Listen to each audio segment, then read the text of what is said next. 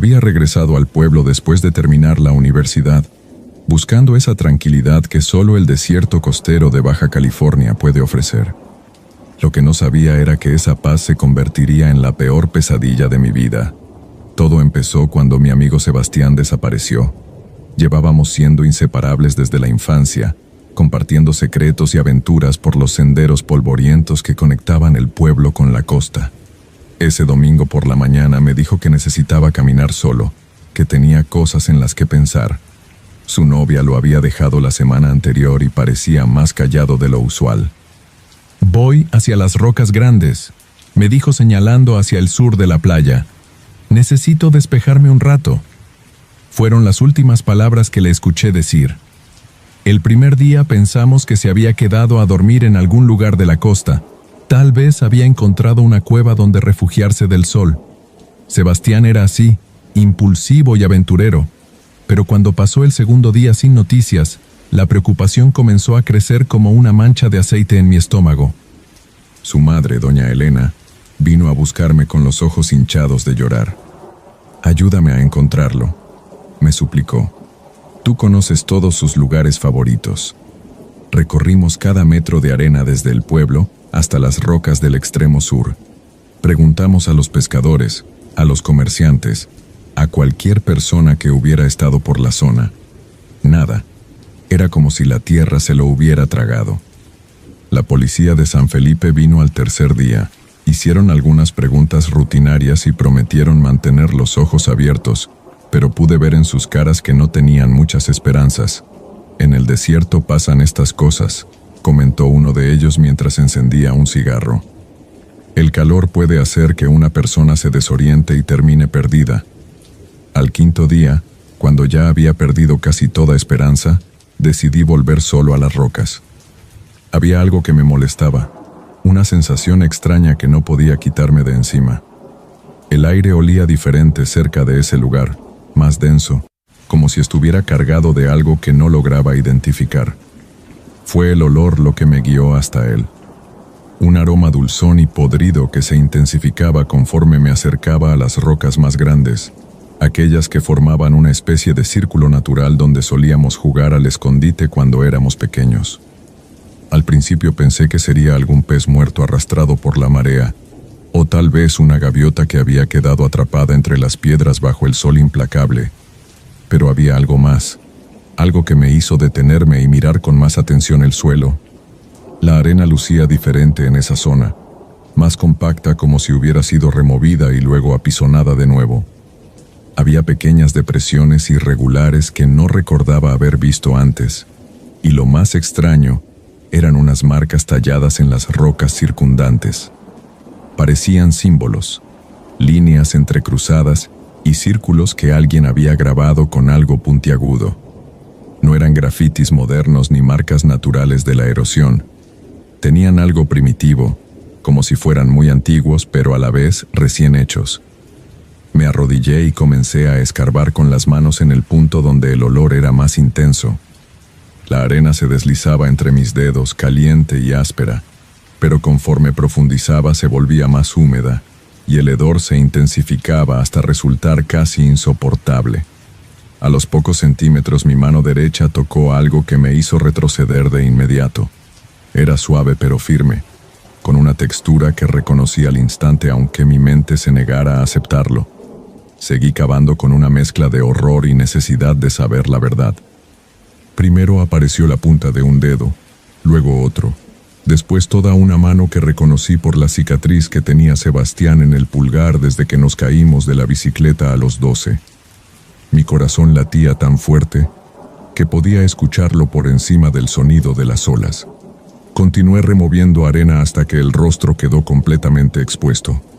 Era él, pero no era él. Su piel había adoptado un color azulado y estaba hinchada de manera grotesca. Pequeños insectos salían y entraban por sus fosas nasales, y sus ojos estaban completamente blancos, como si se hubieran vuelto hacia adentro. Pero lo que más me impactó fue su boca. Estaba abierta en una expresión de terror absoluto, con la mandíbula desencajada hacia un lado como si hubiera intentado gritar con una desesperación inhumana. Y entonces vi algo que me heló la sangre. Su lengua había sido cortada de raíz. No había duda de que alguien lo había enterrado vivo. Las marcas en la arena alrededor del cuerpo mostraban dónde había intentado arañar y golpear para salir, y sus uñas estaban rotas y llenas de tierra. Sebastián había luchado por su vida bajo esos centímetros de arena hasta que el aire se le agotó. La imagen de mi mejor amigo muriendo de esa forma me provocó arcadas violentas que me obligaron a alejarme del lugar. Llamé a la policía con las manos temblorosas, pero cuando llegaron su actitud fue extrañamente displicente.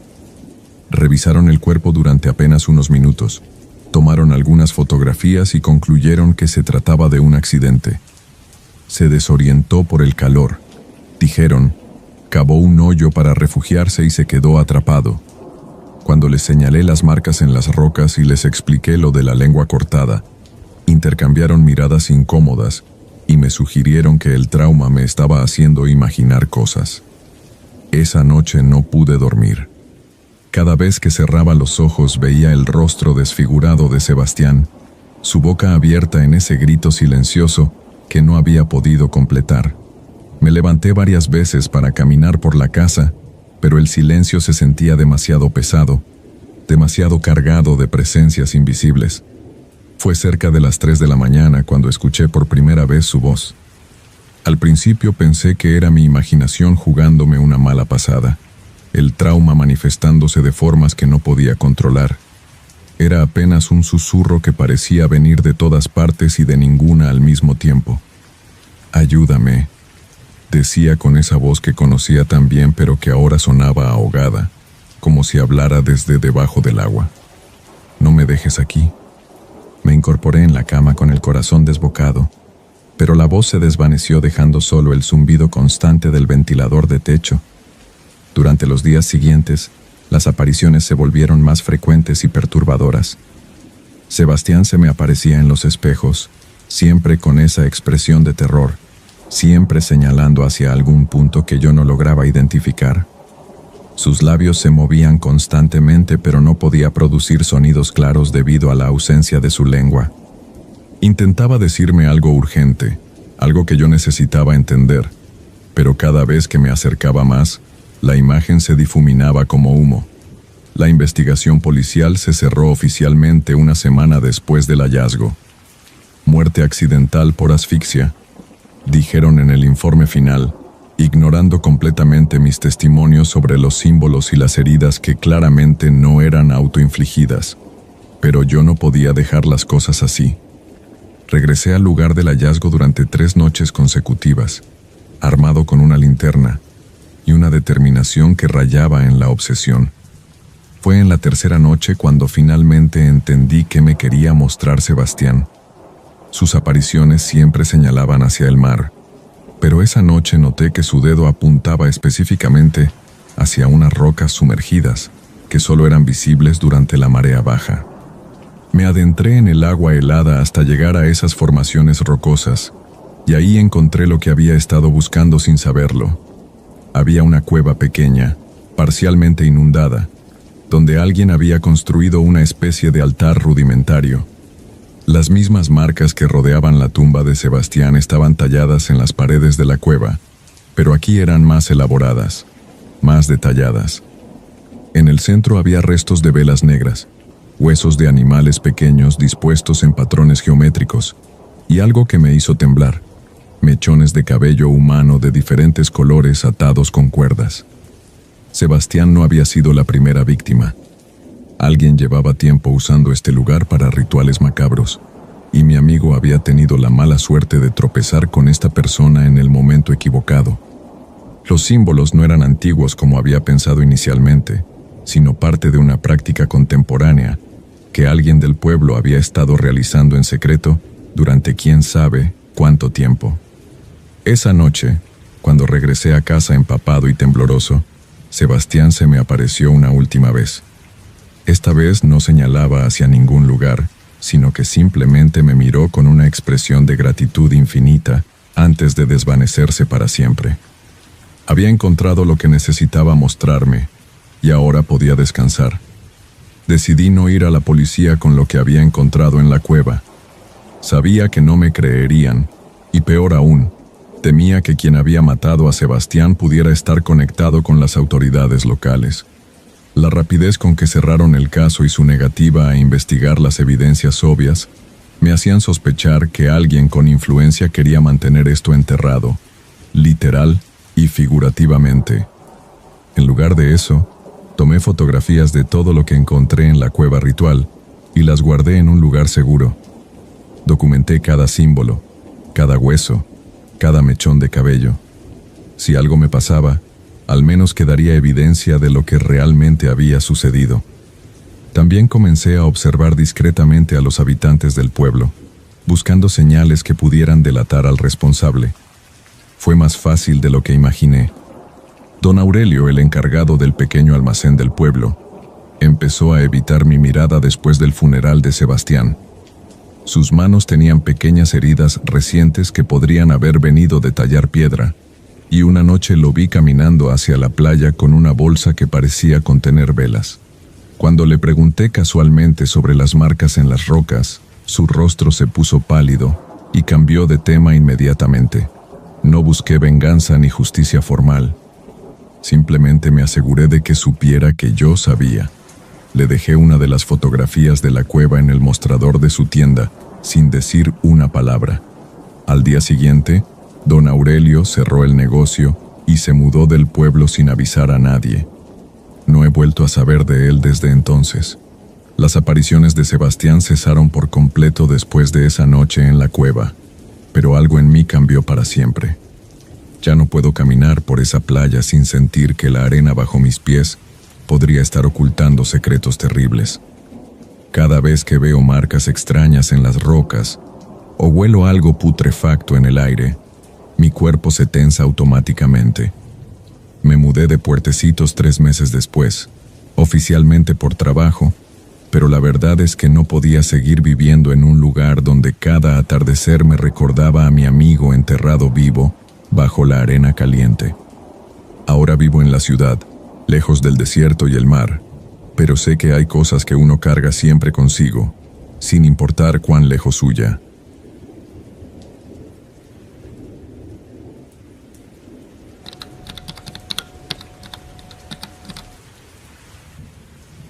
Trabajo como técnico en telecomunicaciones y mi rutina me llevaba frecuentemente por las carreteras secundarias de Baja California, instalando y reparando torres de señal en lugares donde la civilización parecía haberse olvidado de existir. Mi madre vivía en San Felipe desde que se jubiló, una decisión que yo respetaba pero que me obligaba a hacer ese recorrido entre la ciudad y el pueblo al menos 2 veces al mes. La carretera 5 se había convertido en una extensión de mi propia casa. Conocía cada curva, cada letrero oxidado, cada tramo donde la señal de radio se perdía por completo. Ese domingo 6 de mayo del 2018 había sido especialmente caluroso, de esos días donde el aire parece convertirse en una masa sólida que te golpea la cara cada vez que abres la ventana del auto. Había pasado el fin de semana ayudando a mi madre con unas reparaciones menores en su casa, nada del otro mundo, pero el trabajo físico bajo ese sol implacable me había dejado agotado. Decidí emprender el regreso a Mexicali cerca de las 5 de la tarde, calculando que llegaría antes del anochecer y podría descansar para el trabajo del día siguiente. La carretera estaba prácticamente desierta, como siempre. Ocasionalmente se cruzaba algún camión de carga o algún auto familiar que hacía el mismo recorrido que yo, pero en su mayoría el viaje transcurría en esa soledad árida que caracteriza al desierto de Baja California. Los matorrales secos se extendían hacia el horizonte, interrumpidos solamente por las torres eléctricas que yo mismo había ayudado a instalar en trabajos anteriores. Era un paisaje que conocía de memoria, pero que esa tarde parecía diferente, como si algo invisible hubiera cambiado la atmósfera del lugar. Llevaba aproximadamente 1 hora de viaje cuando empecé a notar que mi nivel de gasolina era más bajo de lo que recordaba. No era una emergencia, pero sí una preocupación menor que me hizo acelerar ligeramente el paso. Fue entonces cuando vi las postas. Al principio no les presté demasiada atención, Eran estructuras de metal oxidado que habían quedado como vestigio de algún proyecto de construcción abandonado, algo común en esa zona donde los desarrollos inmobiliarios fracasaban con frecuencia debido a la falta de agua y la dureza del clima. Pero había algo en esas postas que no encajaba con el paisaje habitual. Mientras me acercaba, pude distinguir que tenían algo colgando de ellas, objetos oscuros que se balanceaban ligeramente con la brisa del desierto. Mi primera reacción fue de molestia más que de alarma. Pensé que alguien había usado esas estructuras para deshacerse de basura, algo desafortunadamente común en las carreteras secundarias donde la gente asume que nadie va a notar sus desperdicios. Decidí detenerme para echar un vistazo más de cerca, tal vez tomar una fotografía para reportarlo a las autoridades correspondientes más tarde. Estacioné el auto a unos 30 metros de las postas y bajé sintiendo inmediatamente como el calor del pavimento traspasaba las suelas de mis zapatos. El silencio era absoluto. Ni siquiera se escuchaba el zumbido de los insectos que suele acompañar al desierto durante las tardes. Caminé lentamente hacia las estructuras, y con cada paso que daba, los objetos colgantes se definían con mayor claridad. No eran bolsas de basura, no eran ropa vieja. Tenían una forma demasiado específica, demasiado orgánica, y cuando estuve a unos 10 metros de distancia, mi cerebro finalmente procesó lo que mis ojos habían estado viendo sin querer aceptarlo. Eran cabezas humanas. 3 de ellas, colgadas con mecates gruesos desde las vigas superiores de las postas, balanceándose suavemente como macabras piñatas en el aire caliente del desierto. Mi primer instinto fue el de la negación completa. Tenía que ser algún tipo de broma de mal gusto, tal vez maniquíes o cabezas de animales que desde la distancia parecían humanas. Pero mientras me acercaba más, los detalles se volvían inconfundibles y el olor que empezaba a llegarme confirmaba la realidad que mi mente se resistía a aceptar. La primera cabeza era la de un hombre mayor, con el cabello canoso pegado al cráneo por la sangre seca, los ojos cerrados y la boca entreabierta en una expresión que parecía de sorpresa permanente. La segunda pertenecía a alguien más joven, tal vez un adolescente, con la piel ya comenzando a mostrar los efectos de la descomposición bajo el sol implacable. Pero fue la tercera la que me hizo retroceder involuntariamente y casi perder el equilibrio. Era la cabeza de una mujer de mediana edad, con el cabello negro recogido en una cola de caballo que alguien había mantenido intacta, y cuando la brisa la movió ligeramente hacia mi dirección, habría jurado que me guiñó el ojo. Un movimiento imposible. Racionalmente lo sabía, pero que vi con tal claridad que mi cuerpo reaccionó con un escalofrío que nada tenía que ver con la temperatura del desierto. El pánico comenzó a apoderarse de mí de manera gradual, como una marea que sube lentamente pero de forma implacable. Retrocedí varios pasos, sin apartar la vista de las cabezas, esperando que en cualquier momento la distancia me devolviera la cordura y me permitiera ver que todo había sido un error de percepción causado por el calor y el cansancio. Pero no fue así. Si acaso la perspectiva me permitió observar detalles aún más perturbadores, como el hecho de que la sangre había goteado de manera constante formando 3 círculos perfectos en la arena, círculos que parecían tener cierto patrón geométrico, como si hubieran sido colocadas deliberadamente para crear esa formación específica. Fue entonces cuando decidí regresar al auto y llamar inmediatamente a la policía, pero al girarme descubrí algo que hizo que mi corazón se detuviera por completo. Sobre el cofre de mi vehículo, perfectamente centrada como si alguien la hubiera colocado ahí con cuidado extremo, había una cuarta cabeza. Esta era diferente a las otras. Pertenecía a una mujer joven, tal vez de unos 25 o 30, con rasgos delicados que contrastaban dramáticamente con la violencia evidente de su muerte. Sus ojos estaban completamente abiertos, fijos en una mirada que parecía dirigirse directamente hacia mí, y su boca había sido cosida con hilo negro en una línea perfectamente recta que le daba a su expresión una cualidad surrealista y pesadillesca. El grito que salió de mi garganta no sonó como mi propia voz. Era algo primitivo y desesperado que resonó en el desierto vacío sin obtener respuesta alguna. Corrí hacia mi auto, pero me detuve a medio camino cuando me di cuenta de que tendría que acercarme a esa cabeza para poder abrir la puerta del conductor. La parálisis se apoderó de mí durante varios minutos que se sintieron como horas, mientras trataba de procesar lo que estaba sucediendo. No había escuchado ningún vehículo acercarse, no había visto a ninguna persona, y sin embargo alguien había colocado esa cabeza ahí mientras yo estaba observando las postas. Alguien que tenía que estar observándome en ese mismo momento. Finalmente, logré reunir el coraje suficiente para acercarme al auto. Cerré los ojos mientras abría la puerta y arranqué el motor sin mirar hacia el cofre. Conduje a velocidades peligrosas hasta la estación de policía más cercana, donde relaté toda la historia a dos oficiales que me escucharon con expresiones de escepticismo creciente. Cuando regresamos al lugar una hora después, acompañado de 3 patrullas y un equipo de investigación, no encontramos absolutamente nada. Ni cabezas, ni sangre, ni siquiera las postas estaban donde yo recordaba haberlas visto.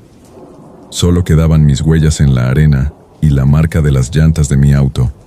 Los oficiales me sugirieron que el estrés del trabajo y el calor extremo podrían haber causado una alucinación, una explicación que yo mismo quería aceptar desesperadamente. Regresé a casa esa noche tratando de convencerme de que todo había sido producto de mi imaginación.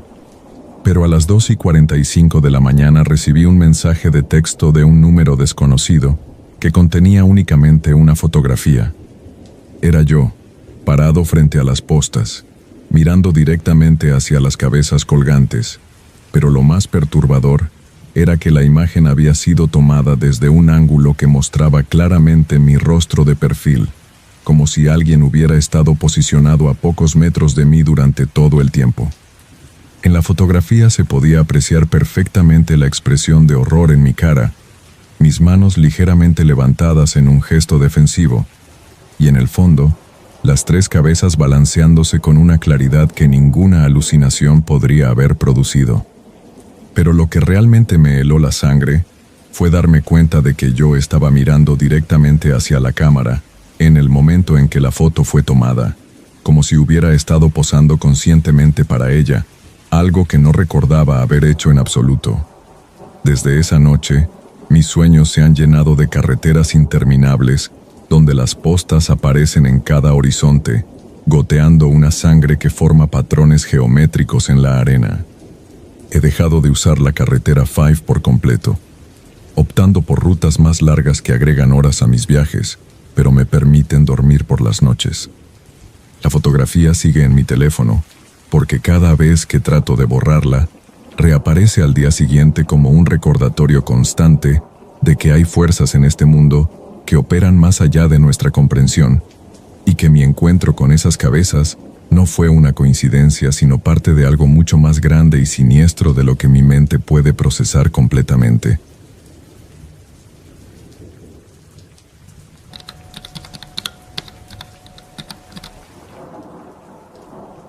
El trabajo en un cementerio te cambia la perspectiva sobre muchas cosas. Después de 1.5 décadas cuidando el Panteón de El Rosario, había visto de todo. Familias que llegaban con flores marchitas, borrachos que se perdían entre las tumbas buscando a sus muertos, turistas curiosos tomándose fotos irreverentes junto a las lápidas más antiguas. Este cementerio, construido a mediados del siglo pasado en las afueras del pueblo, siempre tuvo algo particular. Está enclavado entre 2 cerros que parecen abrazarlo, y la bruma del Pacífico lo envuelve casi todas las mañanas, creando una atmósfera que algunos visitantes describen como inquietante. Yo comencé a trabajar aquí cuando tenía 25, heredando el puesto de mi tío Aurelio, quien murió de un infarto mientras podaba los cipreses del sector norte. Al principio me costó acostumbrarme al silencio constante, a las conversaciones susurradas de los deudos, a ese olor particular que mezcla tierra húmeda, flores secas y algo más que prefiero no identificar. Con el tiempo, todo eso se volvió rutina. Levantarme a las 6 de la mañana, revisar las instalaciones, atender a las familias que llegaban, mantener en orden las tumbas más descuidadas, cerrar el portón principal a las 5 de la tarde y regresar a casa con mi esposa Guadalupe y mi nieta Esperanza. Septiembre de 2017 había empezado con lluvias intensas que ablandaron la tierra y crearon charcos entre los senderos de grava. El 3 de ese mes, un martes particularmente gris, estaba terminando de limpiar las hojas caídas cerca de la capilla, cuando vi acercarse a un muchacho que no había visto antes. Era delgado, de complexión frágil, vestía una camisa de cuadros desteñida y cargaba una mochila que había visto mejores tiempos. Su edad me recordó inmediatamente a mi nieta, tal vez 15, tal vez 16. Lo que me llamó la atención fue su sonrisa, tímida pero genuina, como si conociera algún secreto que yo no. Se acercó con pasos lentos pero decididos, y cuando estuvo frente a mí, sacó de su bolsillo un billete arrugado de 500 pesos que me extendió sin decir palabra. Para que le compre útiles escolares a su nieta, me dijo con una voz suave que apenas se escuchaba por encima del viento que movía las ramas de los cipreses. Si le sirve de algo. No era común que los jóvenes del pueblo me ofrecieran dinero sin razón aparente, pero había algo en su mirada que me impidió rechazarlo inmediatamente. Sus ojos tenían una claridad extraña, como si hubiera tomado una decisión importante y se sintiera en paz con ella. Le pregunté por qué quería darme esa cantidad, especialmente siendo tan joven, pero solo sonrió y repitió que esperaba que me fuera útil. Acepté el dinero, más por no lastimar sus sentimientos que por necesidad real, y cuando extendí mi mano para estrechar la suya en agradecimiento, sentí sus dedos sorprendentemente fríos, a pesar del clima templado de esa tarde. El muchacho se despidió con una cortesía que me resultó anticuada para alguien de su edad, casi como si hubiera aprendido modales de otra época. Caminó hacia la sección más antigua del cementerio, donde las lápidas de mármol están manchadas por décadas de lluvia y las fechas grabadas se han vuelto borrosas. Lo seguí con la vista mientras se alejaba, pero cuando llegué al punto donde creí que había doblado, ya no estaba por ningún lado.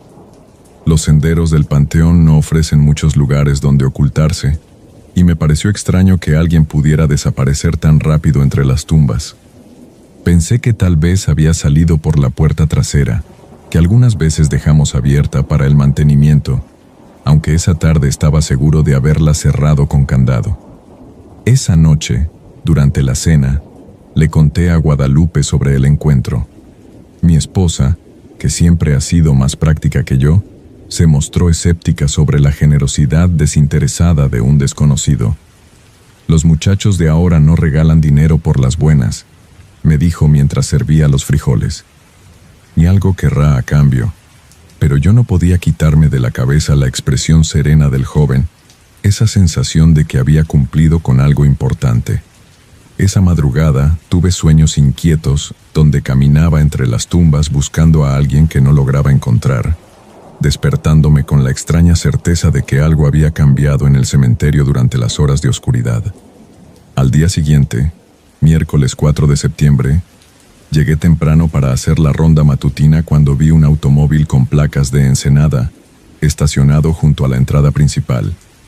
Era una camioneta vieja pero bien cuidada, y adentro había una familia completa, padres, abuelos, varios hermanos pequeños.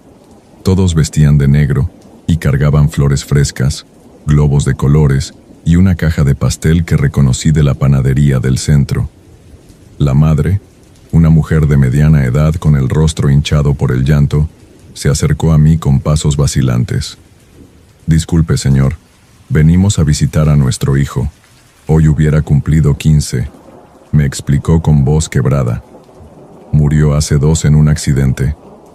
Nos dijeron que está en la sección de los nichos nuevos, pero no recordamos exactamente dónde». Los acompañé hacia la zona de nichos que habían construido apenas 3 siglos atrás, donde las lápidas aún conservan sus inscripciones nítidas y las fotografías enmarcadas no han perdido color por el sol.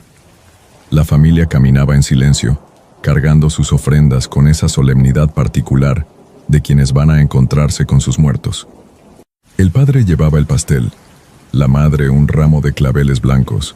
Los hermanos pequeños sostenían globos que se mecían suavemente con la brisa matinal. Mientras avanzábamos por el sendero de grava, algo dentro de mí comenzó a tensarse sin razón aparente, como si mi cuerpo supiera algo que mi mente todavía no había procesado. Llegamos al sector donde debería estar el nicho y empezamos a buscar entre las placas de mármol. La madre repetía el nombre una y otra vez: Alonso Martínez Vega, 2002 to 2015. Fue la abuela quien lo encontró primero, señalando una lápida en la tercera fila. Pero cuando nos acercamos, todos nos quedamos inmóviles. El nicho estaba abierto, no roto ni forzado, sino simplemente abierto, como si alguien hubiera salido de él desde adentro. La placa de mármol estaba cuidadosamente recargada contra la pared lateral, sin rastros de violencia o vandalismo. Lo que vimos después nos heló la sangre a todos. Sobre la lápida horizontal había botellas vacías de refresco de naranja, exactamente el tipo que vendían en la tienda de la esquina. Un pedazo considerable de pastel de chocolate había sido consumido y dejado ahí, con las marcas de dientes aún visibles en la masa húmeda. 3 cuadernos escolares nuevos, con las etiquetas de precio aún adheridas, estaban apilados ordenadamente junto a lápices sin usar y una goma de borrar sin estrenar. Las velas que rodeaban el nicho se habían consumido completamente, dejando solo charcos de cera derretida que formaban pequeños ríos blancos sobre el mármol. La madre comenzó a gritar. El padre se acercó al nicho abierto y metió la cabeza dentro, confirmando lo que todos temíamos. Estaba completamente vacío. Los hermanos menores lloraban sin entender qué pasaba, mientras la abuela murmuraba oraciones con voz temblorosa. Yo me alejé instintivamente, sintiendo que mis piernas flaqueaban. La imagen del muchacho del día anterior se materializó en mi mente con una claridad aterradora. La misma edad que tendría Alonso, la misma complexión delgada, esa sonrisa serena de quien ha cumplido una misión. Recordé la frialdad de sus manos cuando las estreché, esa despedida cortés que ahora adquiría un significado completamente diferente. Mi cuerpo empezó a temblar incontrolablemente mientras la realidad de lo que había vivido se instalaba en mi conciencia como una verdad imposible de negar. Llamamos a las autoridades, pero ¿qué podían hacer ante algo así? El comandante de la policía municipal llegó con 2 agentes, tomaron fotografías, escribieron un reporte que clasificaron como profanación de tumba y se marcharon prometiendo investigar, aunque todos sabíamos que no habría explicación lógica para lo ocurrido. La familia recogió sus cosas en silencio, llevándose consigo el pastel a medio comer y los útiles escolares que alguien había dejado como ofrenda.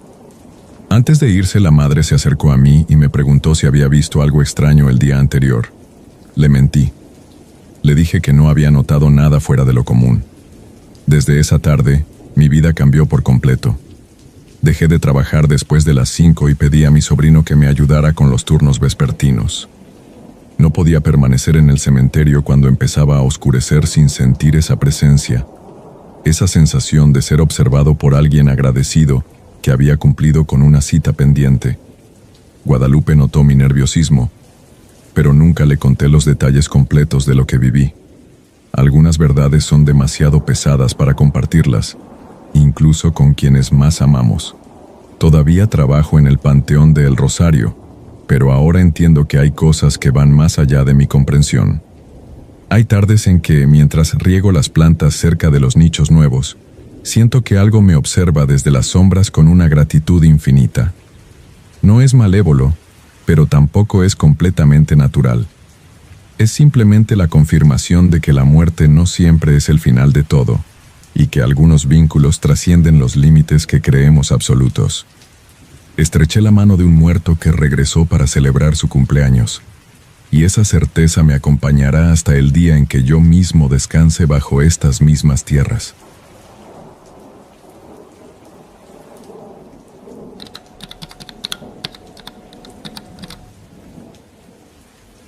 Siempre he sido una persona práctica, de esas que no creen en fantasmas ni en historias sobrenaturales. Crecí en una familia de ingenieros y médicos, donde todo tenía una explicación lógica y las supersticiones eran cosa del pasado. Por eso, cuando decidí pasar unos días sola en la cabaña que mis padres construyeron en el Valle de los Cirios, cerca de Cataviñá, lo único que esperaba era descansar y despejar mi mente después de meses intensos de trabajo en la ciudad. La cabaña es un refugio modesto pero cómodo, construida en medio de la nada, rodeada por esos cactus gigantescos que le dan nombre al valle. Mis padres la edificaron como un escape de la rutina urbana, un lugar donde poder reconectarse con la naturaleza y el silencio. Durante el día, el paisaje es impresionante. Kilómetros de desierto que se extienden hasta perderse en el horizonte, salpicado por esas columnas verdes que parecen centinelas ancestrales. Pero por la noche, cuando el viento comienza a soplar entre las rocas y los cactus, el lugar adquiere una personalidad completamente diferente. Esa primera noche de 2022, regresaba de una fiesta en Bahía de Los Ángeles. Había bebido un poco, pero no lo suficiente como para estar desorientada. El viaje de regreso fue tranquilo, casi meditativo, con la música de fondo y las estrellas brillando con una intensidad que solo se ve en el desierto. Al llegar a la cabaña, me preparé algo ligero para cenar, revisé mis mensajes y me acosté temprano. El cansancio del día y el aire puro del desierto me hicieron dormir profundamente. Fue a las 2:33 de la mañana cuando desperté. Lo recuerdo con precisión porque el reloj digital de la mesita de noche marcaba exactamente esa hora cuando abrí los ojos. Al principio pensé que había sido el viento lo que me había despertado, porque esa noche soplaba con fuerza, haciendo crujir la estructura de madera de la cabaña. Pero entonces lo escuché. Un sonido débil, apenas perceptible, que se mezclaba con el rumor del viento. Era un lamento, algo así como un gemido o un suspiro prolongado. Me quedé quieta, aguzando el oído, tratando de identificar qué podía ser. Durante los primeros minutos traté de convencerme de que era algún animal. El desierto está lleno de criaturas nocturnas que pueden producir sonidos extraños. Coyotes, zorros, incluso gatos monteses que bajan de las sierras cercanas. Pero mientras más prestaba atención, más evidente se volvía que aquel lamento tenía algo profundamente humano. No era el aullido agudo de un coyote ni el maullido de un felino salvaje. Era algo más grave, más doliente, algo que parecía surgir del alma misma. Me levanté de la cama y caminé hasta la ventana que da al este, desde donde se puede ver gran parte del valle. La luna estaba en cuarto menguante y proporcionaba suficiente luz para distinguir las siluetas de los cirios más cercanos. El viento seguía soplando, pero el sonido que había escuchado continuaba, independiente de las ráfagas. Era un llanto, ya no podía negarlo. Un llanto de niña, débil pero constante, que parecía venir de algún punto entre la cabaña y los peñascos que se alzan al norte. Tomé la linterna que siempre mantengo en la mesita de noche y salí al pequeño patio de grava que rodea la construcción. El frío me golpeó inmediatamente. Las noches de octubre en el desierto pueden ser brutales, especialmente cuando el viento sopla desde las montañas. Encendí la linterna y dirigí el haz de luz hacia donde creía que provenía el sonido.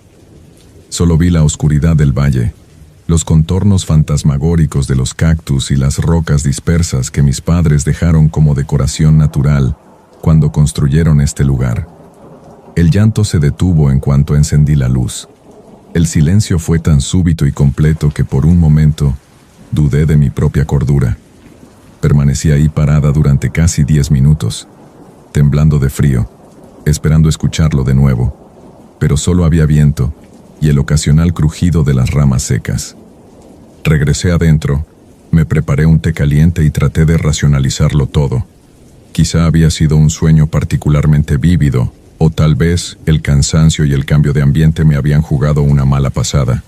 Pero la inquietud no me abandonó. Al día siguiente, en lugar de regresar a la ciudad como tenía planeado, decidí quedarme un día más y preguntar a los vecinos del ejido más cercano. La comunidad está a unos 15 kilómetros de la cabaña, un pequeño asentamiento donde viven principalmente familias que llegaron del sur del país hace varias décadas. Son gente trabajadora, reservada, que conoce cada rincón del valle como la palma de su mano. Encontré a don Aurelio, un hombre de 80 y tantos que ha vivido en la zona desde antes de que existiera el ejido oficial. Estaba reparando una cerca cuando me acerqué, y al principio mostró la desconfianza típica de quienes viven aislados. Pero cuando mencioné que era hija de los dueños de la cabaña del valle, su actitud cambió. Me invitó a sentarme bajo la sombra de un mezquite y, después de aceptar el agua fresca que me ofreció, le conté lo que había escuchado la noche anterior. La expresión en su rostro cambió gradualmente. Lo que comenzó como curiosidad se transformó en algo parecido a la preocupación, después en una gravedad que me hizo sentir incómoda. Don Aurelio guardó silencio durante un largo rato, mirando hacia el horizonte como si estuviera decidiendo cuánto debía contarme. Finalmente, don Aurelio habló. Su voz era grave, cargada de una tristeza que parecía haberse acumulado durante décadas. Me contó que en los primeros tiempos del asentamiento, a mediados de los 60, llegó una familia del sur. Un hombre viudo con una hija de unos 8 o 9 años. El hombre se volvió a casar rápidamente con una mujer local, pero la situación en esa casa nunca fue normal. La niña, cuyo nombre el viejo no quiso mencionar, era una criatura dulce y callada que siempre parecía asustada de algo. Los vecinos notaban moretones en sus brazos y piernas, pero en aquella época la gente no se metía en asuntos ajenos, especialmente cuando se trataba de disciplinar a los hijos. Una noche de octubre, muy similar a la que yo había vivido, los gritos de la niña despertaron a media comunidad, pero cuando fueron a investigar, el padrastro les dijo que la niña había tenido pesadillas y que ya todo estaba bien. Al día siguiente, nadie la vio. Durante una semana el hombre insistió en que la niña estaba enferma, que tenía fiebre y no podía salir de la cama. Pero los vecinos empezaron a sospechar cuando notaron que él había estado cavando en el patio trasero de su casa durante varias noches, siempre en la madrugada, siempre solo. La verdad salió a la luz cuando la esposa del hombre no pudo más con la culpa y confesó a las mujeres del pueblo. La niña había sido golpeada tan brutalmente que murió esa noche de octubre, y el padrastro había enterrado el pequeño cuerpo justo debajo de la habitación donde ella dormía, pensando que nadie se daría cuenta.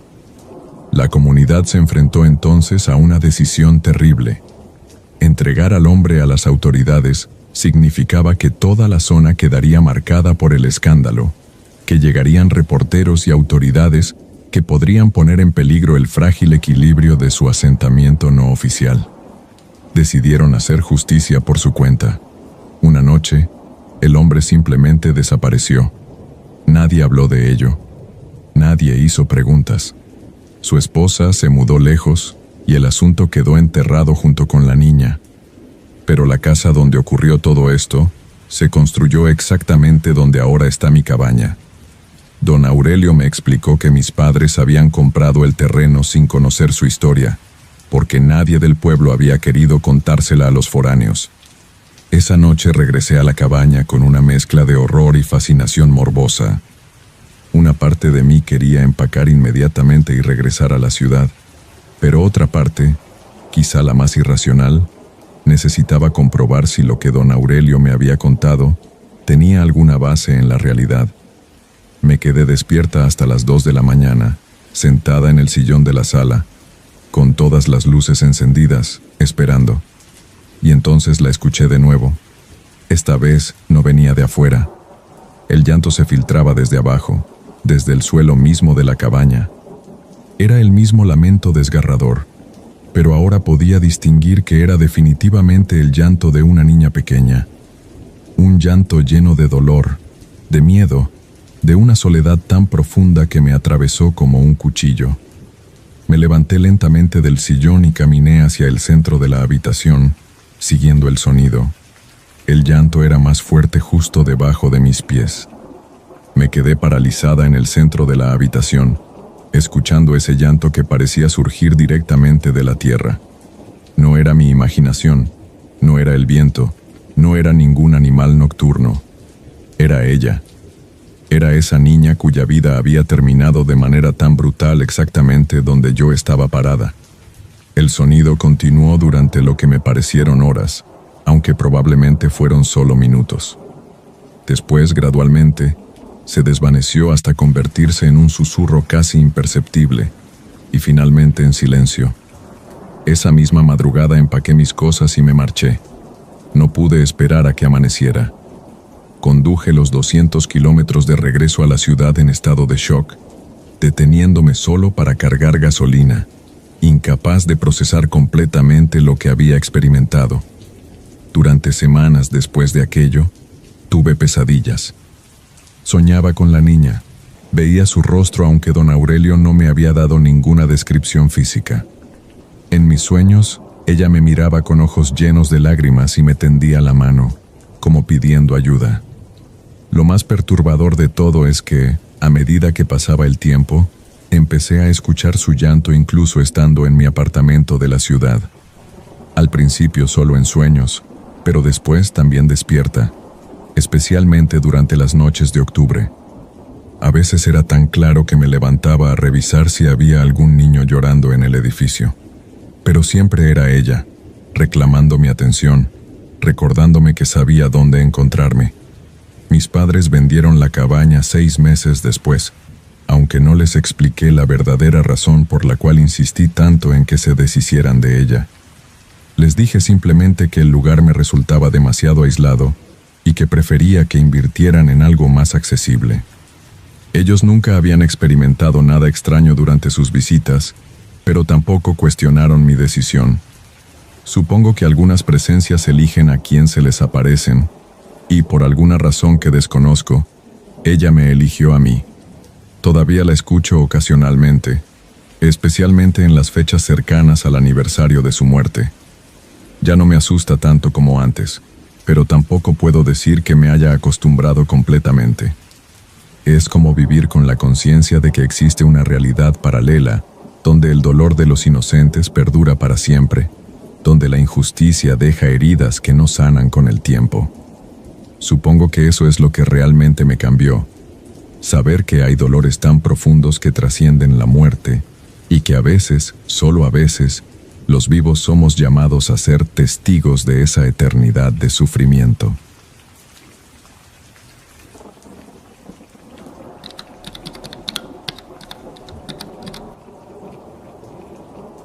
La gente piensa que los soldados somos duros, que hemos visto todo tipo de horror y que poco puede sorprender never más. Pero hay cosas que van más allá del entrenamiento militar, situaciones que ningún manual de combate puede prepararte para enfrentar. Mi historia comenzó en el verano del 2006, cuando tenía 23, y creía que ya conocía los límites del miedo. Acababa de regresar de una misión en el norte del país y me habían dado una semana de descanso antes de reportarme de nuevo a la base. Ensenada siempre me había gustado por su clima y porque ahí podía pasar desapercibido, mezclarme entre los turistas y los locales sin que nadie me hiciera preguntas sobre mi trabajo.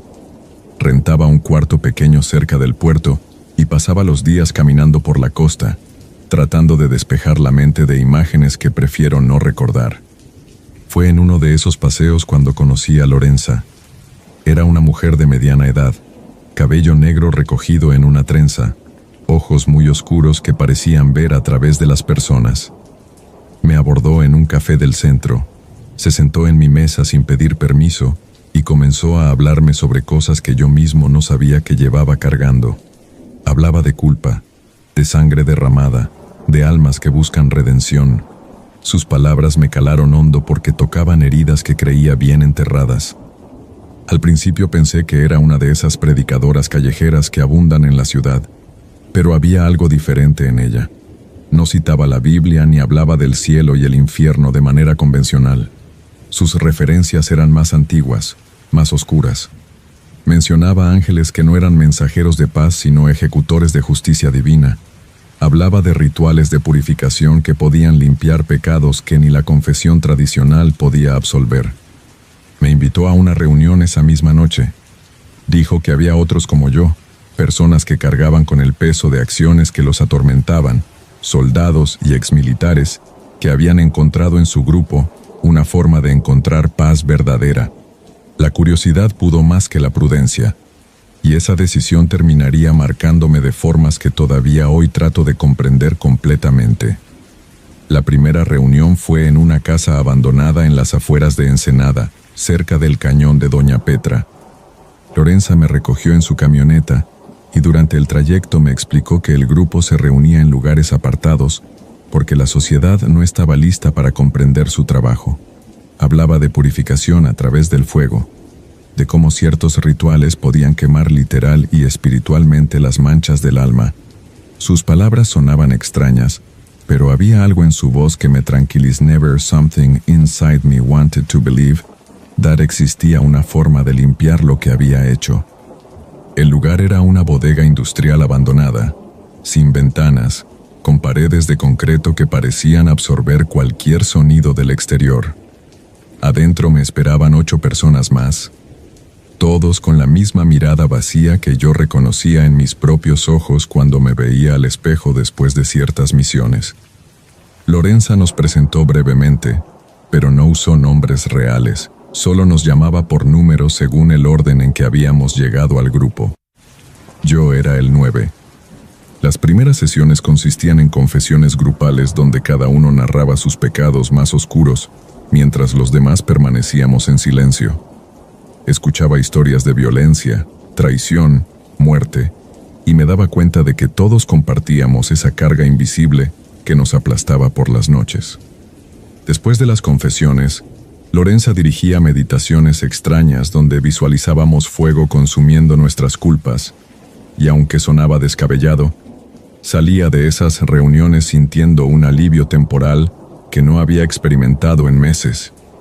Conforme pasaron las semanas, los rituales se volvieron más elaborados. Comenzamos a pintar símbolos en las paredes con tinta roja que Lorenza preparaba, mezclando pigmentos con sangre de animales que ella misma sacrificaba en ceremonias privadas. Los símbolos no pertenecían a ninguna religión que yo conociera, parecían más antiguos, más primitivos. Cuando le pregunté sobre su origen, me dijo que provenían de textos apócrifos que hablaban de los ángeles antes de la caída, cuando aún servían como ejecutores directos de la justicia divina. La dinámica del grupo cambió gradualmente. Lo que había comenzado como sesiones de terapia alternativa se transformó en algo más intenso, más demandante. Lorenza comenzó a pedir sacrificios pequeños al principio, ayunar por días, permanecer despiertos durante noches enteras, cortarnos superficialmente las manos para ofrecer nuestra sangre a los símbolos. Decía que estábamos preparándonos para un evento especial, una purificación definitiva que ocurriría durante el solsticio de verano. Todos aceptamos sin cuestionar, porque por primera vez en mucho tiempo sentíamos que pertenecíamos a algo más grande que nuestras culpas individuales. El día del solsticio llegó con un calor asfixiante que parecía emanar desde el interior de la tierra. Lorenza nos citó a las 11 de la noche en la bodega, pero esta vez el ambiente era diferente. Había velas rojas formando un círculo perfecto en el centro del espacio, y los símbolos en las paredes parecían brillar con luz propia bajo la iluminación tenue. Esa noche todo se sintió diferente desde el momento en que crucé la puerta de la bodega.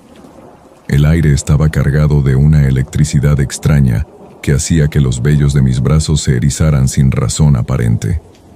Lorenza nos había pedido que llegáramos vestidos completamente de blanco y descalzos, y cuando vi a los otros miembros del grupo reunidos en el círculo de velas, sus rostros iluminados por la luz roja y danzante, supe que habíamos cruzado una línea invisible de la que no habría regreso. El ritual comenzó como los anteriores, con confesiones y meditaciones, pero esta vez Lorenza añadió elementos que me pusieron la piel de gallina. Trajo un cáliz de metal antiguo lleno de un líquido oscuro que olía a hierro y especias quemadas, y cada uno de nosotros debía beber un sorbo mientras pronunciaba en voz alta el pecado que más lo atormentaba. Cuando llegó mi turno, el líquido me quemó la garganta como fuego líquido y sentí que algo se removía en mi estómago, como si hubiera despertado algo que llevaba dormido mucho tiempo. Después del cáliz, Lorenza comenzó a entonar palabras en un idioma que no reconocí, algo que sonaba más antiguo que el latín, más gutural, más primitivo. Sus ojos se pusieron completamente blancos mientras hablaba, y su voz se multiplicó. como si varias personas estuvieran hablando a través de ella al mismo tiempo. Los símbolos en las paredes empezaron a brillar con más intensidad, y juro que podía sentir un calor real emanando de ellos, como si fueran brasas ardientes pintadas en el concreto. Fue a las 3:06 de la madrugada cuando todo cambió. Primero sintió un temblor que no venía del suelo sino del aire mismo, como si la realidad se estuviera desgarrando. Las velas se apagaron de golpe, pero la luz no desapareció, sino que cambió a un resplandor dorado y cegador que descendía desde el techo. El concreto del techo literalmente se desintegró en llamas, cayendo en pedazos incandescentes que se convertían en polvo antes de tocar el suelo. Y entonces lo vi descender entre esa luz imposible. No era nada parecido a las imágenes de ángeles que había visto en iglesias o pinturas. Esta cosa medía más de 3 metros de altura. Tenía 6 alas que no eran de plumas, sino de fuego puro que se movía y crepitaba como llamas reales, y portaba una espada que irradiaba un calor tan intenso que podía sentirlo en la piel desde varios metros de distancia. Pero lo peor era su rostro. Cuando intenté mirarlo directamente, mis ojos comenzaron a llorar sangre real que me goteaba por las mejillas, y tuve que apartar la vista porque sentía que mi mente se estaba fragmentando. Todos caímos de rodillas sin poder evitarlo, como si una fuerza invisible nos hubiera empujado al suelo. El ángel se dirigió directamente hacia Lorenza, que había quedado paralizada con los ojos aún en blanco, y cuando la tocó en la frente con un dedo que parecía hecho de metal incandescente, ella comenzó a gritar de una manera que me heló la sangre. No eran gritos normales, sino algo que sonaba como si la estuvieran quemando desde adentro, y el olor a carne chamuscada llenó toda la bodega. Lo que siguió después del grito de Lorenza fue puro instinto de supervivencia. Mientras los demás permanecían paralizados mirando la escena, yo logré ponerme en pie y correr hacia la puerta. El ángel no me siguió.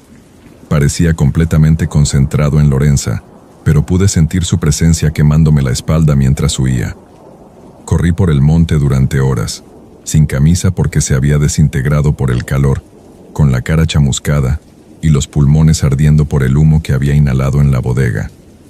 No volví a saber de los otros miembros del grupo hasta semanas después, cuando me enteré por casualidad de que Lorenza había aparecido predicando en las calles del centro de Ensenada. La había cambiado completamente.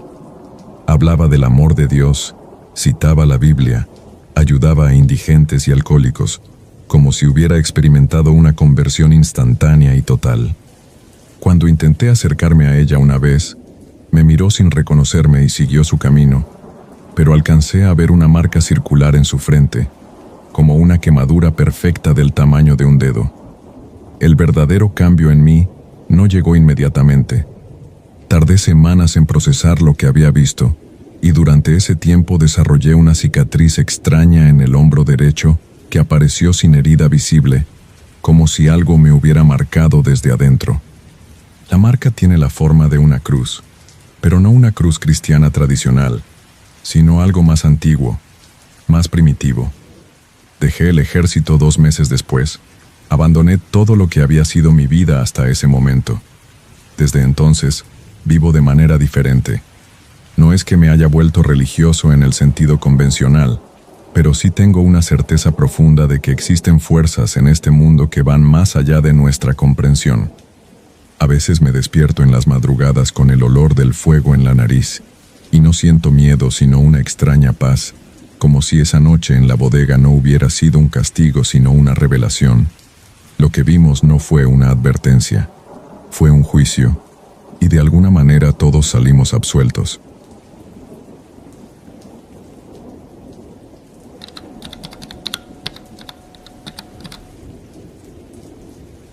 Durante mi infancia, cada octubre significaba una cosa: el viaje a Bahía Tortugas. Mis abuelos tenían la costumbre de mandarme allí con mis primos para pasar las semanas previas al Día de Muertos, lejos del bullicio de Tijuana donde vivíamos.